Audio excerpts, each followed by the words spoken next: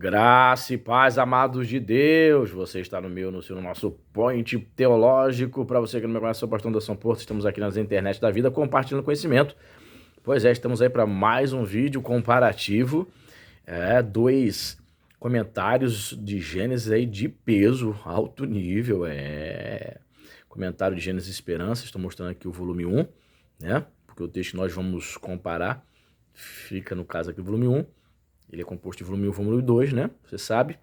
E tem o comentário aqui também, alto nível da editora Cultura Cristã, comentado por Bruce Waltke, comentário de Gênesis da Cultura Cristã, aproximadamente quase 800 páginas, e o comentário de Gênesis da Esperança é comentado por esse cara aqui, Hans-Jürgen Braubach. Possivelmente alemão. Pois é, meus amados, se você não é inscrito no nosso canal, convido você a se inscrever no nosso canal, ative aí esse sininho da notificação para você receber as novidades, as dicas teológicas, as lives. Isso, peço a você para nos ajudar a engajar nesse canal, compartilhe esse vídeo aí com os amigos, os grupinhos de Facebook, Telegram, WhatsApp, ajuda a gente aí. E eu peço também, ajuda você, nós temos aqui no comentário, nos comentários, né, o link do nosso outro canal de música, né, Projeto Atos do Espírito. Se inscreve lá, compartilha lá o videoclipe que nós postamos, eu e minha filha Letícia cantando, amém? Louvando ao Senhor. E o outro link aqui é do Apoia-se. Você entende que esse canal é bênção para a sua vida, tem abençoado a sua vida, e você deseja abençoar o nosso ministério, você pode ser um apoiador a partir de R$5, 5, 10, 15 reais, dentro das suas possibilidades, aquilo que o Senhor colocar no teu coração, amém? Você fazendo isso, nós vamos colocar você no nosso grupo de WhatsApp, né, que não é um grupo de debate, mas é um grupo de dicas teológicas, certo? E nós vamos, dentro em breve, sortear livro de teologia para os apoiadores, perfeito? Então vamos lá, vamos mostrar primeiramente, eu separei um texto muito conhecido, né, eu já vou logo ao que interessa, que é o comentário. Gênesis capítulo 1, verso 26, façamos o homem conforme a nossa imagem e semelhança. Vamos ver o que diz aqui, né? Percebe que o comentário Esperança, ele trabalha dessa maneira, colocando em negrito os versículos, né? E tanto o número do versículo quanto o texto em negrito, depois vem comentando. Eu gosto muito dessa maneira, né, dos comentários se apresentarem, a diagramação, certo? Então vamos lá para o versículo 26. Veja o que diz aqui, ó. Também diz, façamos o homem à nossa imagem, conforme a nossa semelhança. A criação do ser humano é única baseada em uma decisão de Deus. O plural no hebraico, façamos, foi interpretado de diversas formas ao longo da história para evitar qualquer questionamento à singularidade de Deus. Os judeus optaram pela saída mais simples, no assim chamado Livro dos Jubileus. Deixaram o façamos de fora. A exegese judaica moderna, por sua vez, opta pelo plural majestático. Nós, o Deus vivo, queremos criar. Ou então, pelo assim chamado plural exortativo, que aparece na linguagem coloquial. Por exemplo, em frases como saiamos, que na verdade significa eu quero sair. A Epístola de Barnabé, afastando-se do judaísmo, diz que antes da fundação do mundo, Deus falou a Jesus, vamos criar o ser humano. Desde Agostinho, comentaristas de todos os séculos, como Beda, Lutero e Calbart, interpretam o plural como uma referência à Santa Trindade. Mas o plural no hebraico também pode ser uma indicação da significância e da majestade da ação criadora com a qual Deus inclui o ser humano em seus planos, demonstrando assim que vem aí algo novo, totalmente inédito, absolutamente único. O ser humano é gerado a partir de Deus como a última criatura, a nova, a imagem e semelhança de Deus. Assim, desde as primeiras palavras sobre a criação do ser humano, fica claro que ele não pode ser classificado em nenhuma das espécies animais. O ser humano não é uma nova versão de um ser vivo, mas algo completamente novo.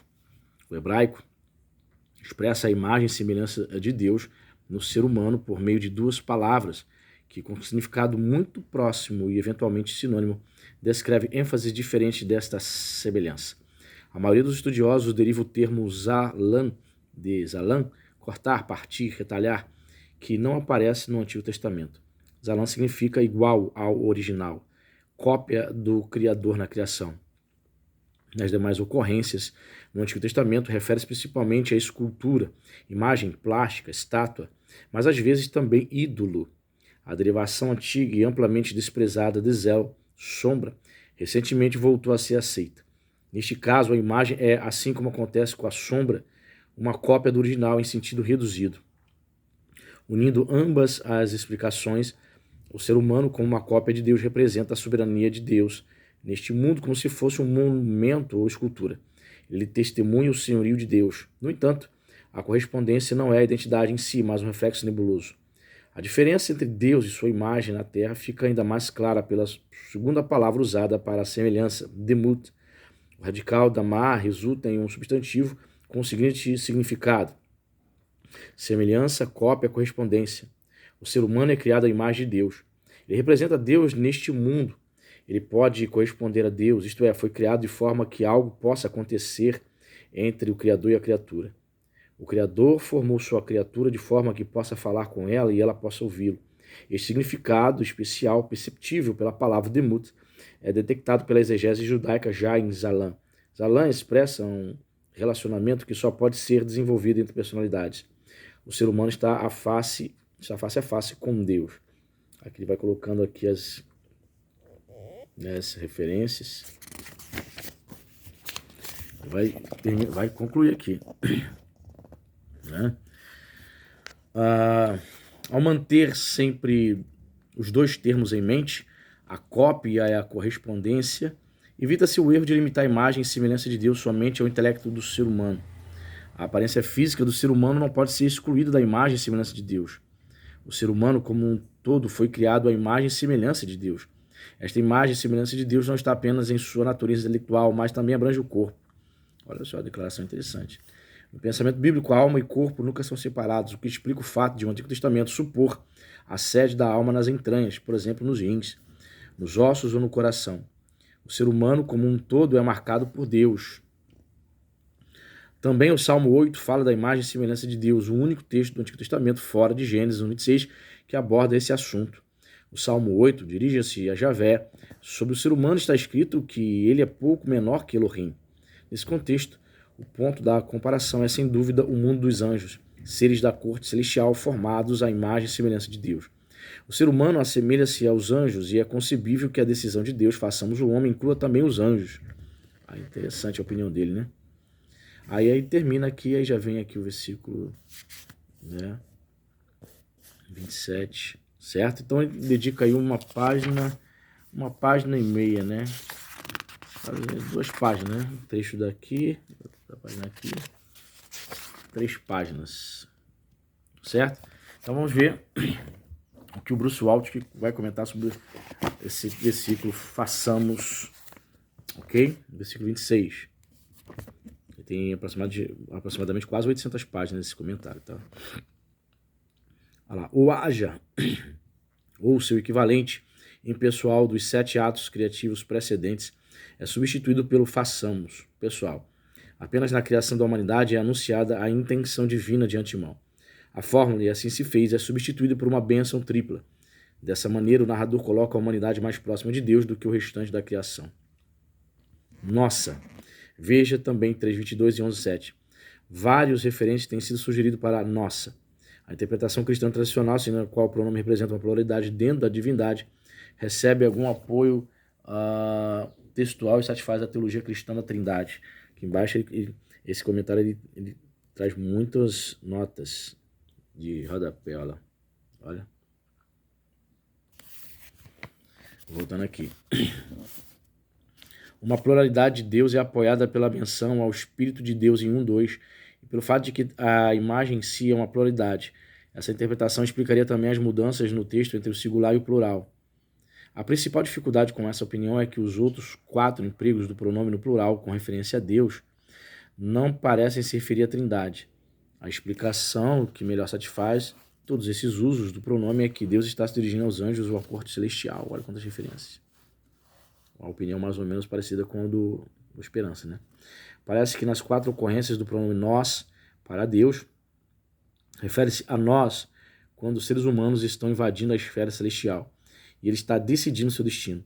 Em Gênesis 3:22, Deus vê que os seres humanos alcançaram o conhecimento do bem e do mal e se tornaram iguais a seres divinos. Em Gênesis 11, a corte celestial desce para ver o que os seres terrestres estão construindo para alcançar o espaço celestial. Em Isaías 6:8, Deus se dirige claramente à corte celestial. na qual o profeta entrou em sua visão. Não surpreende que Deus se dirija à cor celestial, visto que os anjos exercem um papel preeminente nas Escrituras. Exemplo, Gênesis, Passim, Jó e 1 Timóteo. Olha, existe muita interação em Gênesis entre a esfera angelical e os seres humanos. Aí vai comentar a palavra imagem, hebraico selen. Fundamental a Gênesis e a toda a Escritura é a criação da humanidade à imagem de Deus. A expressão imagem de Deus é usada exclusivamente com referência aos seres humanos e assim os separa das outras criaturas, enquanto as outras criaturas são criadas segundo a sua espécie. A humanidade é criada à imagem de Deus. Sua criação, a imagem de Deus, estabelece o papel da humanidade na Terra e facilita a comunicação com o divino. D.J.A. Cleans especifica uma série de características da criação à imagem de Deus. Em primeiro lugar, o termo imagem refere-se a uma estátua em seu contexto, sugerindo que um ser humano é uma unidade psicossomática. Em segundo lugar, uma imagem funciona para expressar, não para descrever. Assim, a humanidade é uma representação fiel e adequada, mas não facsímile. Muitos afirmam que a Bíblia apresenta Deus de modo antropomórfico, isto é, como ser humano. Porém, é mais correto dizer que o ser humano é teomórfico, feito semelhante a Deus para que Deus possa se comunicar com as pessoas. Ele deu ouvidos às pessoas para mostrar que ele ouve os gritos dos aflitos e olhos para mostrar que ele vê a luta dos desprezíveis. Salmo 94, 9. Em terceiro lugar, uma imagem possui a vida daquele que é representado. Em quarto lugar, uma imagem representa a presença da entidade representada. Em quinto lugar, inseparável da noção de servir como representante, a imagem funciona como governante no lugar da divindade. Hart explica, abre aspas para Hart, no antigo Oriente Próximo acreditava-se amplamente que o Espírito de Deus, de um Deus, vivia em qualquer estátua ou imagem daquele Deus, de modo que a imagem podia funcionar como um tipo de representante ou substituto do Deus onde quer que ela fosse colocada. No Antigo Oriente Próximo, era também costume considerar um rei como representante de um Deus. Evidentemente, o rei governava e o Deus era o governante supremo, de modo que o rei precisava estar governando em nome do Deus. Não surpreende, portanto, que essas duas ideias separadas acabaram vinculadas e o rei veio a ser descrito como imagem de um Deus. Então veja bem aí, eu vou passar aqui a câmera aqui, você pode parar a câmera, o vídeo e ver os detalhes aqui da palavra semelhança, né? Se eu for ler vai ficar longo o vídeo, tá vendo? Perfeito? Aí ele já vem comentar o versículo 27, 28, quase que versículo, né? Certo? Então tá aí uma palhinha, um tira-gosto para você definir aí. Você tá de olho nesses dois comentários? Diz para mim. Se você me perguntar qual é o melhor, rapaz, eu gosto dos dois. Os dois são alto nível, os dois são extremamente eruditos, técnicos, exegéticos. Ai, é muito bom. Compra os dois. Mas diz pra mim aí, se você tem condições apenas de comprar um e precisa comprar apenas um, escreve nos comentários aí qual que você vai investir primeiramente. São dois excelentes comentários, tá bem? Deus abençoe, dê o like aí, comente e até a próxima.